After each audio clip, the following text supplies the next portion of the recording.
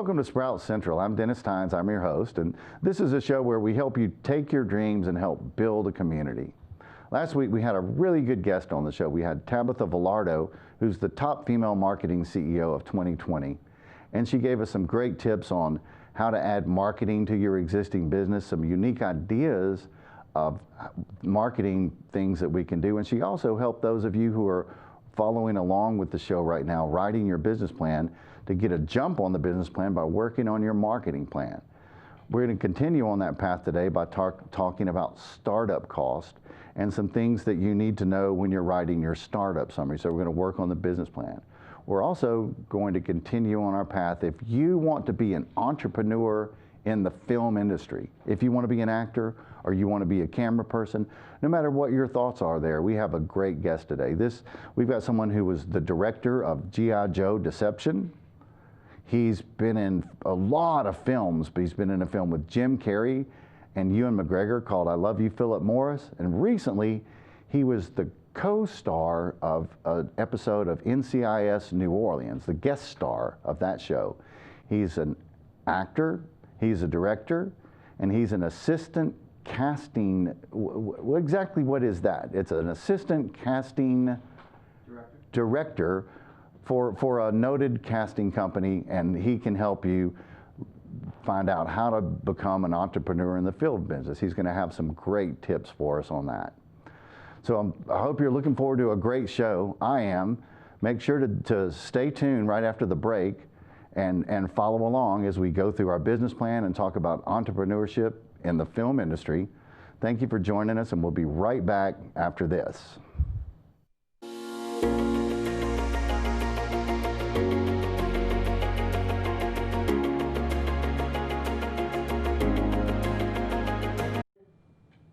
All right, we're here with a special Sprout alert today.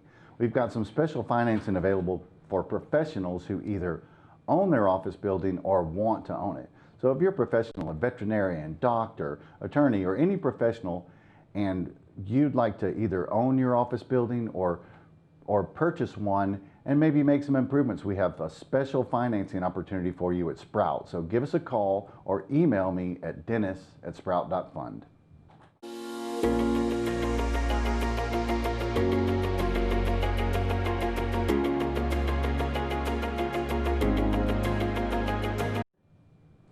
All right, we're back, and you're going to notice in just a second that Joey, the Sprout assistant, is not here today.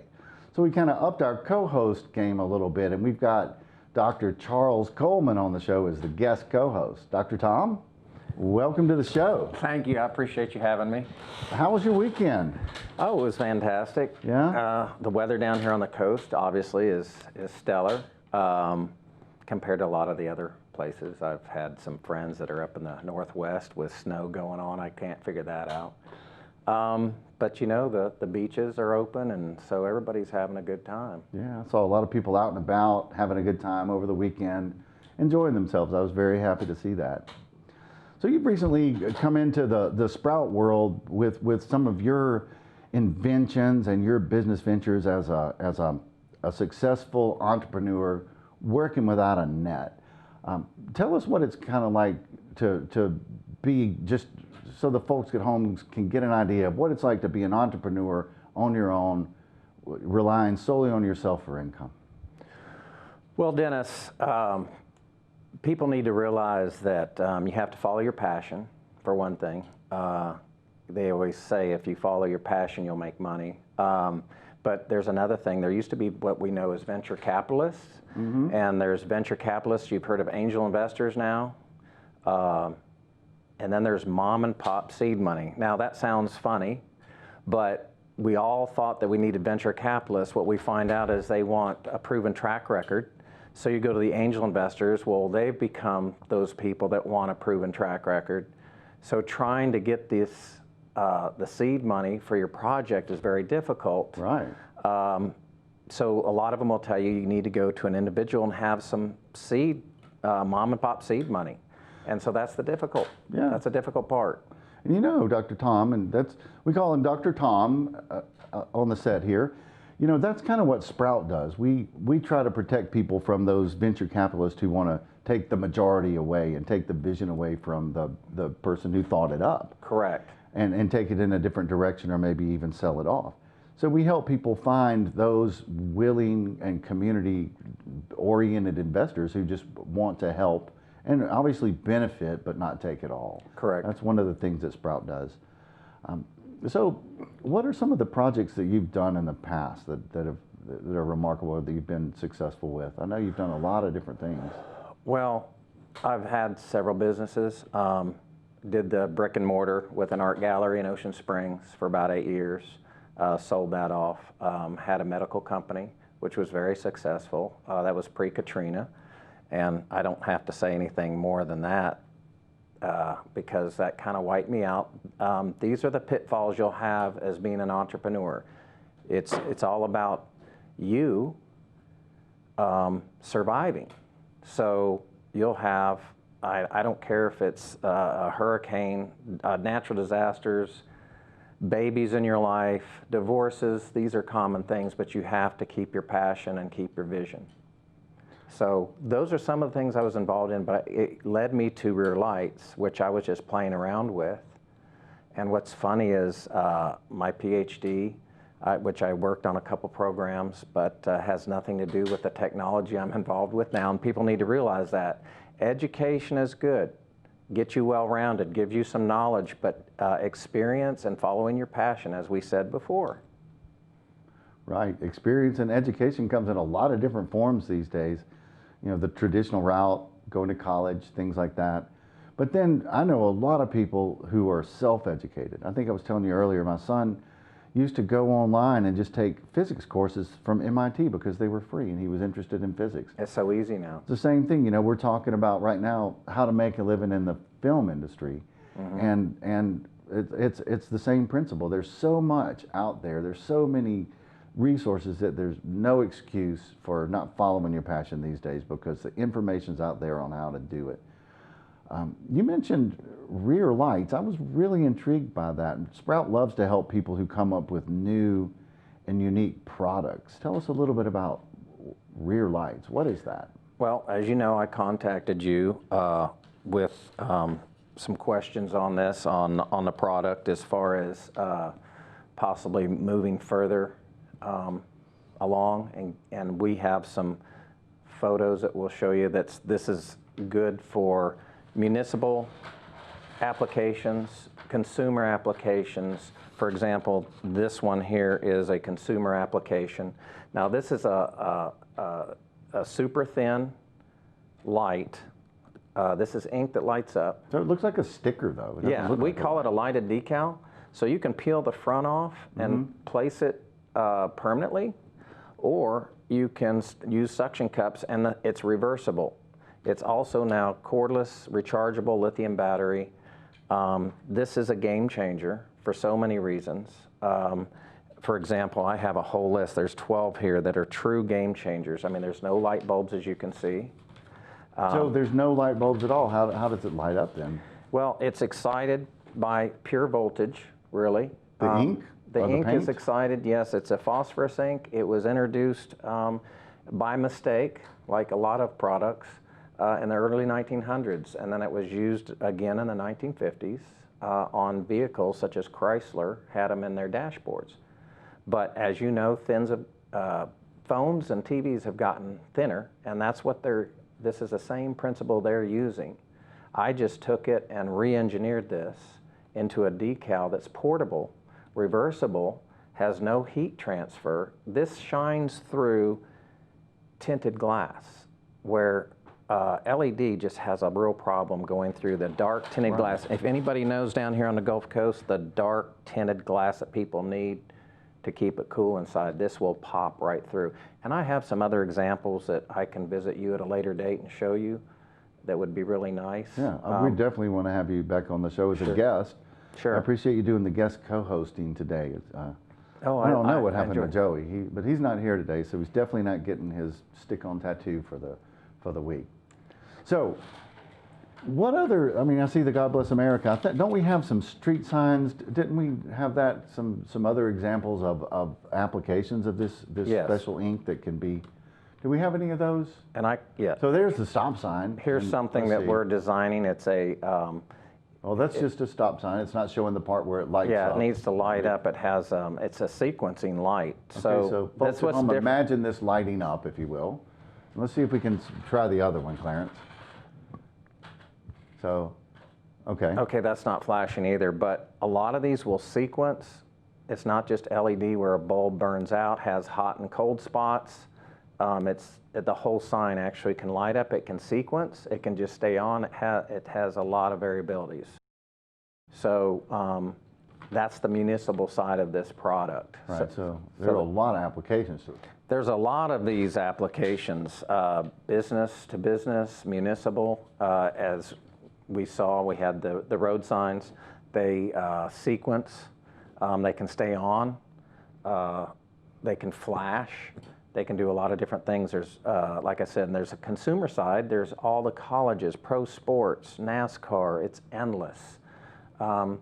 We even are working on some drone applications as well. So we're really excited. Talk to us a little bit about the beginning process of this. You found out about this technology and realized that it could be utilized.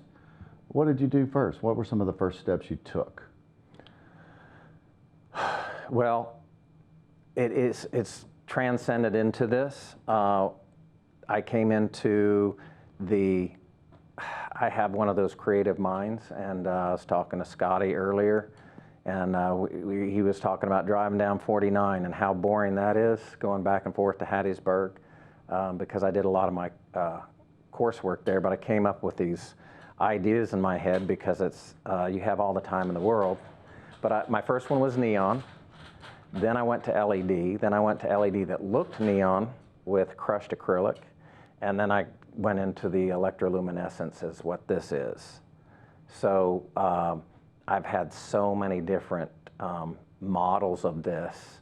And it's you know, it takes a while to come back. You know, you're always evolving. So I don't know if I answered your question. You did, very, very much so. You have to go through a process to where maybe your product's not perfect and you've got the first version and the second version and the third version. No matter what it is, whatever business a person starts, it's important to stop, look at what you're doing and make sure that you're continually improving what you do along the way. So now your product is, essentially you have the product developed and it's ready to sell though, right? You could go into manufacturing and start selling these products at the right time now. That is the most difficult thing, is to get somebody to take you on as a new product that's not necessarily a proven product. So we want to piggyback with somebody. We also want to use somebody like Amazon. We have extreme interest right now with QVC. And we're hoping that takes off, because that's a proven ground. If you get into QVC or Disney with products, usually everybody else will follow suit. So we're really hoping that takes off. But yes, they're ready to go, and we have 2 factories overseas that are ready to go. You're ready to manufacture. So that's important. And this is one of the things we want to do on this show. If you have an idea and it's a product, let Sprout help you. We have put the Sprout number up there. Give us a call. Let us help you with that. And just to understand that it's a process, so don't get discouraged. If things don't work out the first time, I have this thing on one of my favorite memes is there are 26 letters in the alphabet, so keep on trying if plan A doesn't work. But just as you're writing your business plan, look at the ideas that we have, the types of products that we're bringing out here, and come up with your best opportunity and your best idea.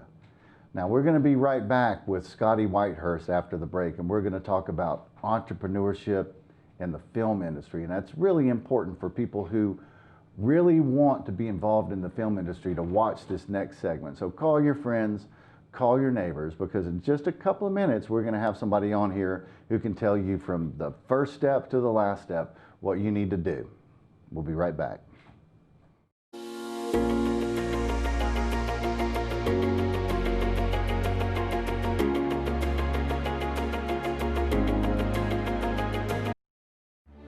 Edward St. Pé with Nathan Prescott Hi. from Law Focus. Hello, Nathan. Hey. Law Focus, we have it every Wednesday at 10:30 a.m. and then again a repeat performance at 6 p.m. Sure. So tell us, what is Law Focus all about? Well, Law Focus is sort of self-explanatory, and it is a show focused on the law, but an ancillary sort of arm to that is that Law Focus involves the law in you. It involves how the law affects your day-to-day life.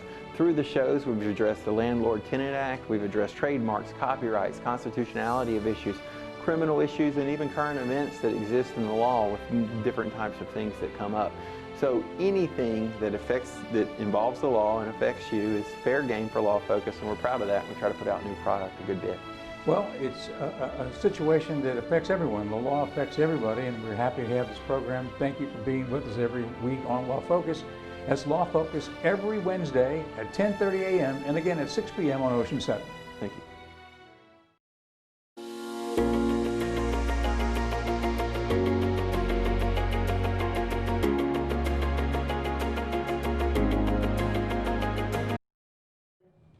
All right, we're back, and just like I promised, we've got Scotty Whitehurst on the set. Scotty, welcome to the show. Thanks, Dennis. I'm glad you're here. Drove down from Hattiesburg to be with us today. So you're an entrepreneur in the film business, right? I produce and make my own YouTube films, and I also work as an actor. I work as an assistant director, producer, casting director. Like, I have a lot of jobs on the table. A lot of jobs on the table. A lot of opportunity for different income streams from that. So what's the daily life like of a person who's that makes a living in the film industry? What's that day look like? I mean, you're at your own pace, you have your own schedule. If you get sick and you want to take a day off, take a day off. But I do try to be active every day at least. Doing something, either doing emails, doing phone calls, just staying connected with other actors, other acting coaches, managers, agents, casting. Yeah, just the point is to just stay active all the time. Right, to stay active. And then the downtime, what does it look like for fun? Do you hang out with the movie stars, you call up with some big movie stars and go get on the yacht, things like that, or is it more of a... No, it's usually more chill. Usually I just call up some friends and be like, hey, let's play a retro board game night. Like, we just bust out the old, like, Monopoly or, just shoot some ladders, anything. Fun. And just chill and just talk. And we don't usually talk about the business. We just talk about, like, everyday life, Right. So you're not sitting around doing shop talk all the time and then grinding back into the film industry. No, if you do, it gets really boring. It's just no. So you're from Laurel. You grew up in Laurel, or were born in Laurel, Mississippi. Born in Laurel. I grew up in Ellisville. I went to high school, and I went to JCJC, Jones County Junior College. I was actually a pre-med major, and then I switched it to pre-nursing, and then I said, you know what, this is not for me, so I'm gonna go to University of Southern Mississippi, and I majored in theater, and I took some film classes on the side. So you were looking at a career, and you realized before it was too late that you weren't going to be happy in that career. No, I was not and happy at all. You decided to follow your passion. Absolutely. Right? Yeah. And so what were the first steps of getting there? At first you're taking, obviously you're in school. Then there comes a point where you have to go out and find a job in the film industry. What's that like the first time? It's scary. It's incredibly intimidating because I was jumping in not knowing really anybody and what to do. So what I did was I just focused on my theater core because that's what I was in school training for. I took a lot of classes, acting classes. And then I also met up with the film department at USM, and I made friends with a lot of film directors, and they put me in their student films. And that's how I got to build up my demo reel, which I could then pitch to agents and managers for representation for the industry. So your first passion was to do acting in the film industry. Mm-hmm. And so you built your reel up. I know you have to have a reel and headshots, and we had Jonah Monet on the show a couple of weeks back who told us a lot of the key things that you need to do in order to even take the first step. And one of them was at some point to get an agent, I think is what she said. Mm-hmm. I know when in reading your bio, you represent, or you're an assistant for a big agency in the film industry. Is that right? I also work as a casting assistant for Morgan Casting, which is one of the top casting directors for the state of Mississippi. And we also do work in Toronto and New Orleans and other places in the Southeast. Yeah. So you can pick out somebody. You could see somebody at the Brown Derby and go, you've got it. You're a star, right? You could do that and help them move all the way up the ladder. If that's their goal, is to be an actor and to pursue it professionally, then, we can, kind of guide their path. I also work as an acting coach, so anybody can come to me and ask me to help them. We can talk about your goals and see where you want to go, and then we can figure out which path to take for you. A lot of people would be surprised, one, at how important it is to have an acting coach, having been around this a little bit myself.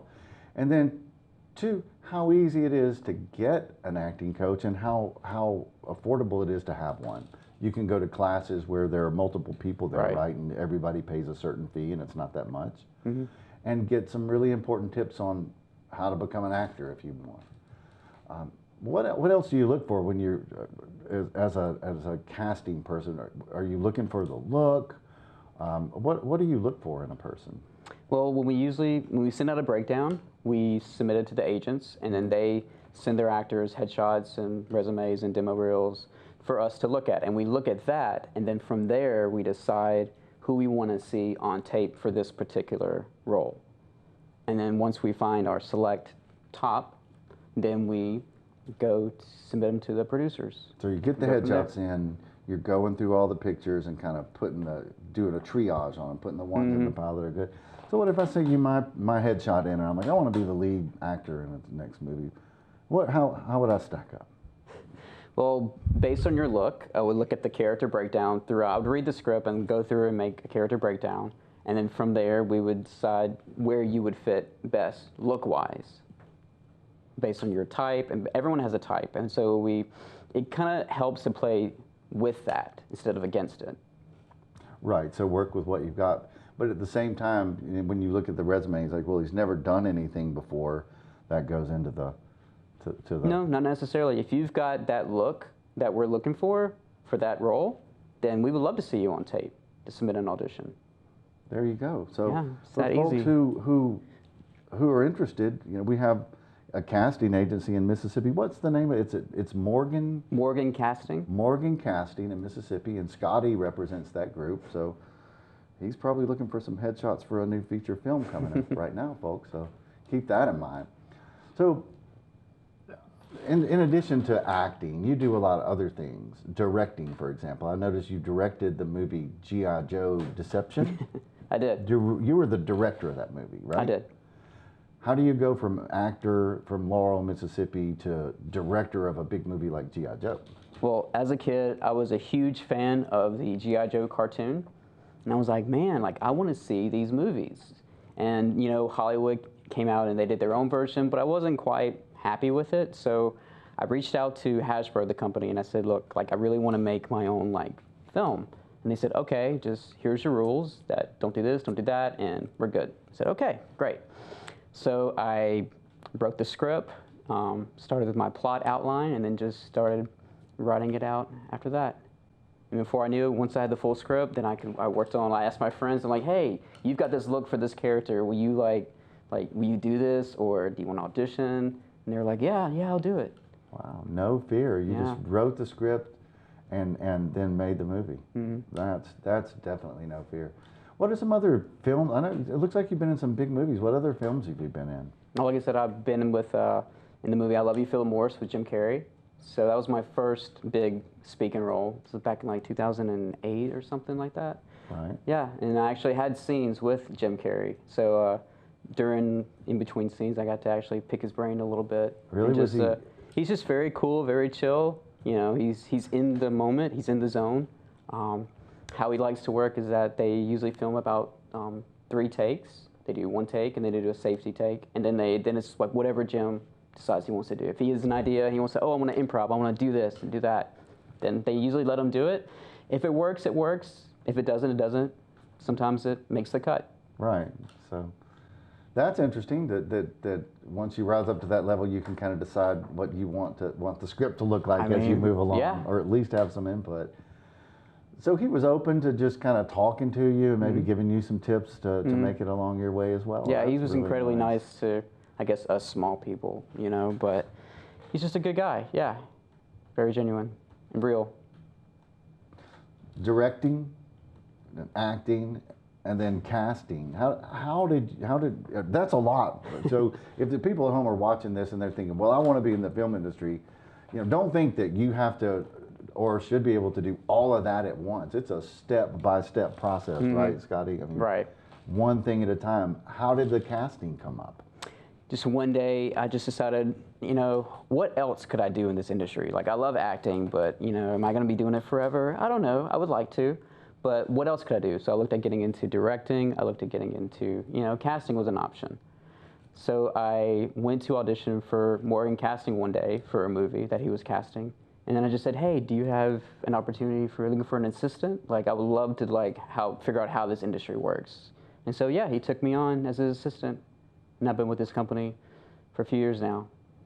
So a real entrepreneur in the film industry and that's what every entrepreneur should be doing that. If you own a business, always network, especially if you're networking in your industry. But everybody you see, meet those people and talk to them and find out what opportunities are out there for entrepreneurship, because they're everywhere.